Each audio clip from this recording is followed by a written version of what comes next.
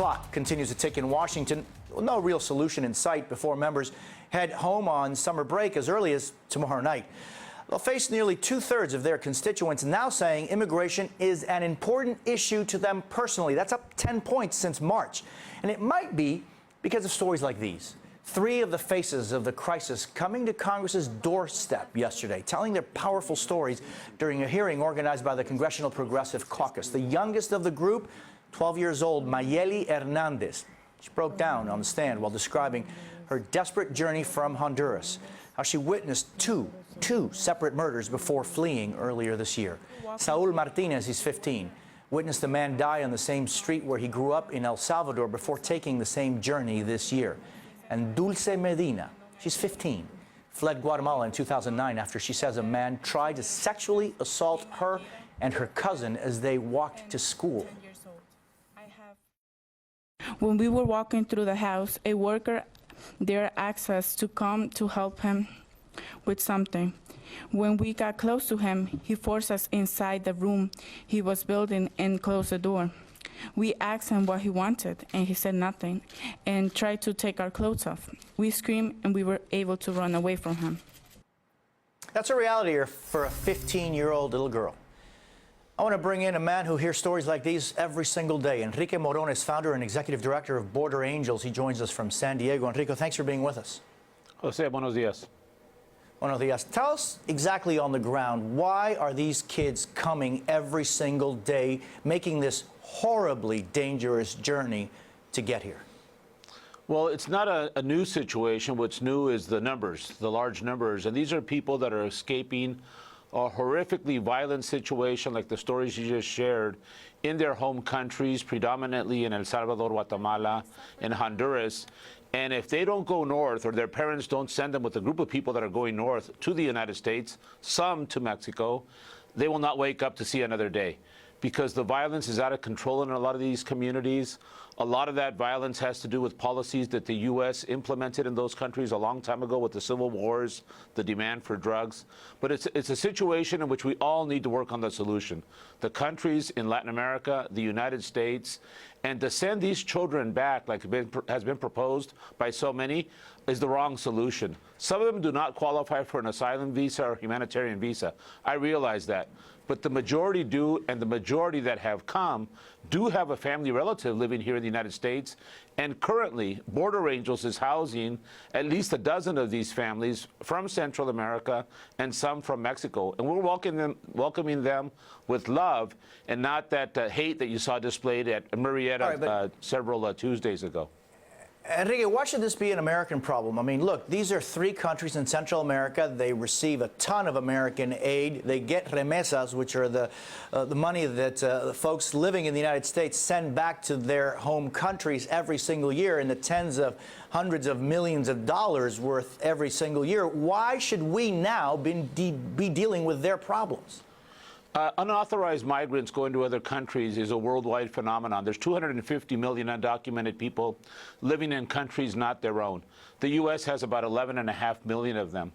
When the people that came to this country, that are still the majority of this country, and their forefathers and foremothers came a couple of hundred years ago, the U.S. had nothing to do with those policies, the famine in Ireland, religious freedom, political asylum, etc. But today, the people that are coming from Latin America, the U.S. does have a lot to do with that situation, whether it's the demand for the drugs, with the U.S. consuming more than half the world's illegal drugs, whether it's U.S. policy interventions to the benefit of the United States and not necessarily those countries in Latin America. So we have a big debt to these countries. The chicken has come home to roost. When you go in there and you intervene in the policy of those countries, and a lot of the people are forced to flee, these are the grandkids of the civil wars in Central America from the late 70s and 80s. We need to take care of these children because these children are really all of our children, and a society is judged on how we treat our children.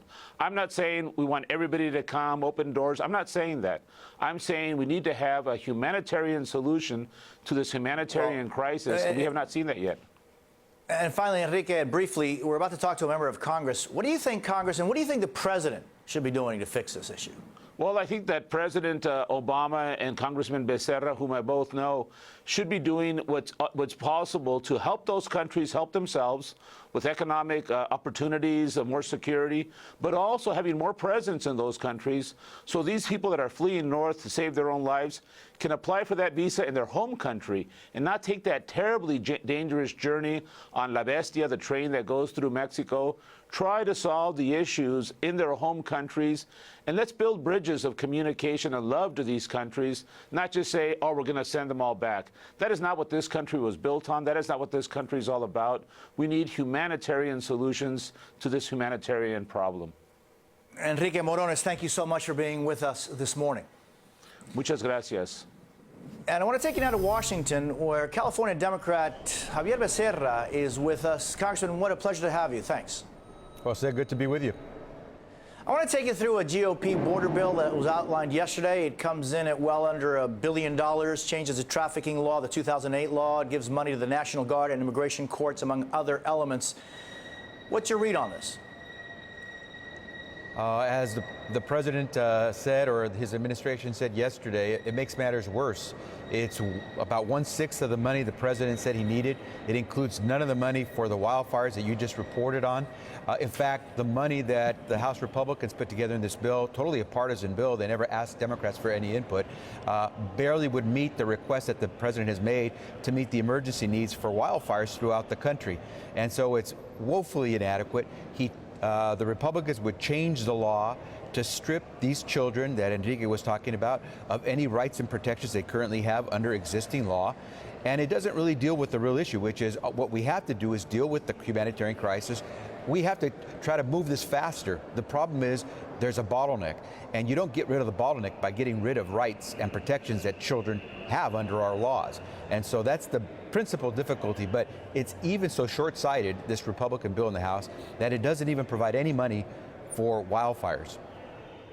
You know, should there be a change in the Immigration and Naturalization Act?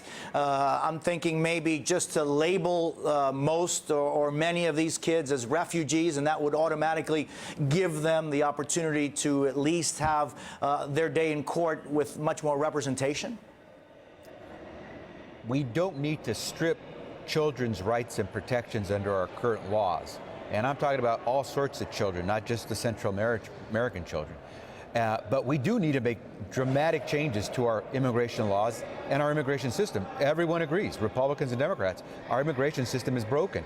But this, Jose, is what happens when you don't fix the broken immigration system. The Republicans in the House have shut down a vote on an immigration fix for over a year. That passed in the Senate on a bipartisan basis. 68 votes out of 100 voted for this bipartisan fix. It's been sitting. House Republicans refused to allow a vote.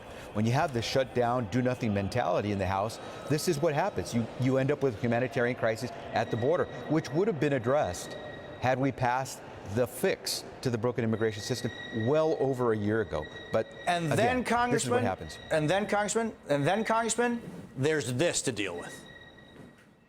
By the way, you know, how many actually are dying in their home countries? Yes, there's violence down there. And aside from Honduras, though, there's no place down there that is more dangerous than Detroit. And we're not giving people from Detroit asylum to go to, say, Iowa. I don't even know what to ask you, Congressman, but maybe a response. There's no response to that.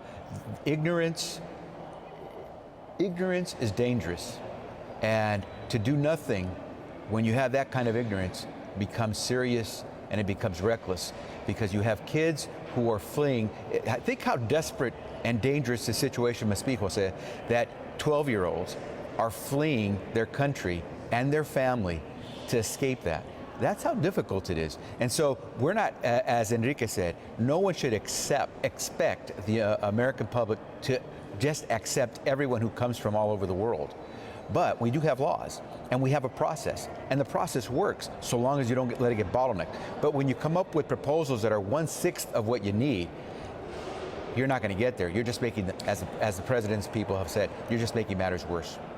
And, you know, it's just, and to conclude, Congressman Becerra, you know, to equate a city in the United States with as many problems as it may have to an area of the world where gang members commonly use the heads of rival gang members as hood ornaments and take little girls as personal property to destroy them, to in any way equate that with anything in the United States is just tough to deal with. But and Jose, Congressman, if I were from Detroit, I would take severe insult to someone representing my town that way. A lot of good people in the city of Detroit, a lot of good people in the state of Michigan are being essentially impugned by this comment because of some of the violence that occurs, serious violence. But to equate it with what's going on in Honduras is crazy, and it's also an insult to the people of Detroit. Congressman Javier Becerra, thank you for being with us this morning. Thank you.